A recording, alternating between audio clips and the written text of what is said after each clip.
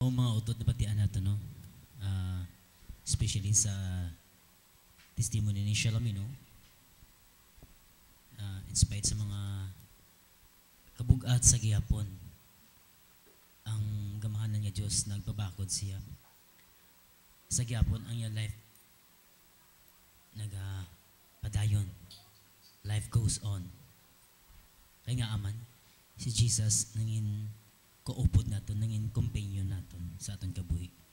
Sa akon man personal, masadiin dako nangin kabahin ini sa akon kabuhi. May isa kang bano nga sadiin ang mga pulong bala nga sadiin na nagpa-inspire sa akon ang Diyos gali ang tawag nga dakilang Ama. So para sa akon, ang word nga dakilang Ama doon nagpa-inspire bala sa akon tagipuson di pangunahuna. Masadiin nakahatag sa akon sing kaalam kung paano ko iniimuon ang bahanon na mangin kabahin sang akon kabuhi pagi sa pag-alagad sa Ginoo. Kung paano ako mangamuyo sa iya nga masadiin kung magpangamuyo pa gani samto niya gid ka. Gan ini nga ang bahanon dakilang Ama. No? Siguro mga 5 years ago ko pa naging himo nga ang bahanon. Pero para sa ako dako nga pulo nga sa diin naghahatag sa akon sing kusog nga sa gihapon makapadayon ako sa pag-alagad sa Ginoo. Kag ini nga bahanon luya ko i-share sa inyo. Kag sa pagkanta namon luya ko nga pamalandungan naton ini nga bahanon. I-reflect naton aton kabuhi nga kung ano naton pangayoon sa Dios, kung hipit ang aton pagpangamuyo ang Dios nagasabat sa aton.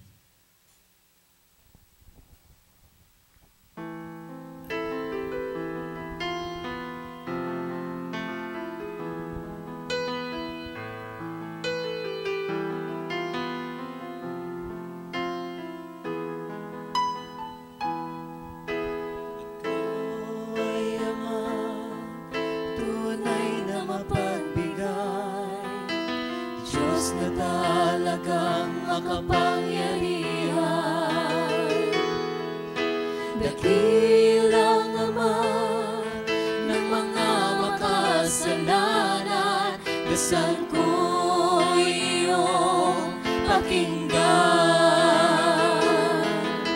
Ako'y lubhang makasalanan, na sa iyo'y umasa at nanalangin, humihingi ng tulong, sa iyo'y umaasa. Patawarin ako't maliwanagan, pakinggan mo panalangin ko, Diyos Amang lumikha. Puso'y binihag mo, gabay ko'y guhit ng iyong kamay. Ipadama mo na narito ka sa piling ko. Ikaw ay Ama, tunay na mapagbigay, Diyos na talagang makapangyarihan, dakilang Ama ng mga makasalanan, dasal ko iyong pakinggan. Ako'y lubhang makasalanan, na sa iyo'y umasa at nanalangin, humingi ng tulong, sa iyo'y umaasa.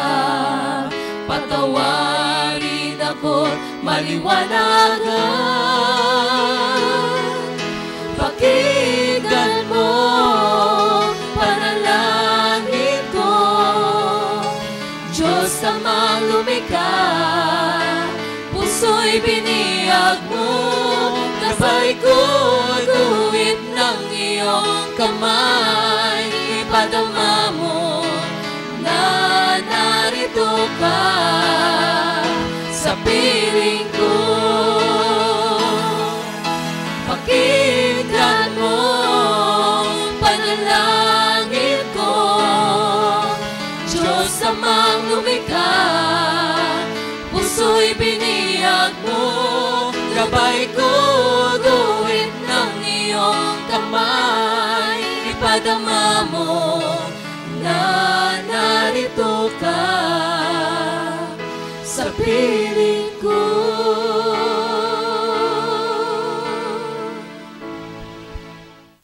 Many people never stop to ask, is it scriptural and is this what God wants? They believe that just any kind of worship they give will be acceptable to God. The main reason for all the religious division that we see in the world today is man will not accept God's word as final authority. Man is going to do it his own way. The Bible contains our only instructions on how to please God so we can go to heaven. God has always told man how he is to be worshipped. He will only accept that which is in harmony with his prescribed will. God instructs us how to worship him acceptably through his word in the Bible. In Ephesians chapter 5, verse 17, we read, "Therefore, do not be unwise, but understand what the will of the Lord is. It is wise to know what the will of the Lord is so we can do it and be pleasing to him."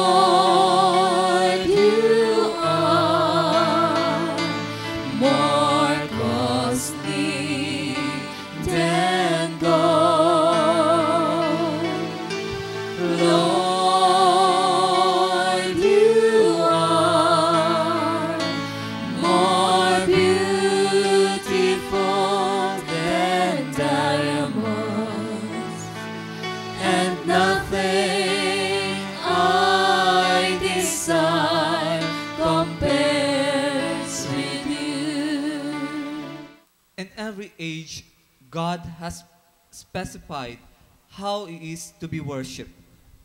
He says to us in 2 Peter chapter 1 verse 3, "As his divine power has given to us all things that pertain to life and godliness through the knowledge of him who called us." God in the New Testament has given to us all things we need to know that pertain to life and godliness, so we can worship him acceptably in spirit and in truth. God has always made it plain and emphatic that the only worship that is acceptable to him is only that which is in accordance with his will. Amen.